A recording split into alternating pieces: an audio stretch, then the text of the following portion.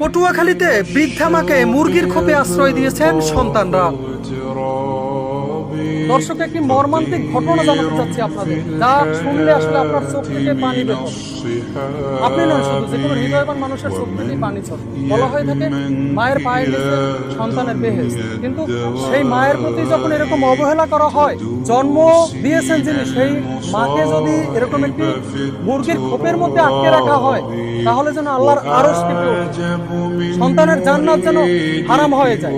এরকম একটি ঘটনার বর্ণনা জানাতে চলেছি আপনাদের। যে মা বাড়ি বাড়ি ভিক্ষা করে সন্তানদের লালন পালন করে বড় করেছেন, সেই গর্ভধারিণী মায়েরই আজ আশ্রয় হয়েছে মুরগি রাখার খোপে। বৃষ্টির পানিতে ভিজে যাওয়া এরকম স্যাঁতস্যাঁতে পরিবেশেই দীর্ঘ বছর যাবৎ বসবাস করছেন জনম দুঃখিনী মা। মুরগি রাখার এই খোপটিতে নেই কোনো কাঁথা কিংবা বালিশ, এমনকি হাওয়া বাতাসও চলতে পারে না ঠিকঠাক। দেখা যায় এমন একটি ঘরেই কোনো মতে খুঁটোমুটো দিয়ে বসে আছেন অসহায় মা। একটু পরপর খাবারের জন্য করছেন ডাক চিৎকার, কিন্তু কে শোনে তার চিৎকার? জানা যায় ঝড় বাদল যাই হোক না কেন, সকাল হলেই বৃদ্ধা মাকে মুরগির খোপে রেখে কাজে চলে যান সন্তান ও পুত্রবধূরা। এ সময় তাদের থাকার ঘরকেও রেখে যান তালাবদ্ধ।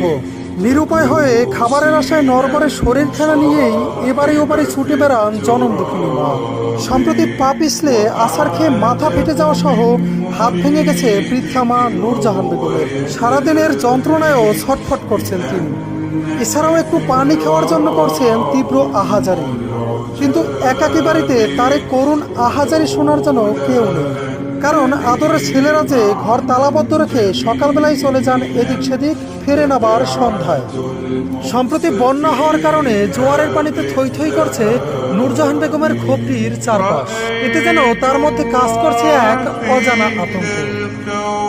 দুঃখজনক এমন ঘটনাটি ঘটেছে পটুয়াখালী সদর উপজেলার লাউকাঠি ইউনিয়নের দক্ষিণ লাউকাঠি গ্রামে।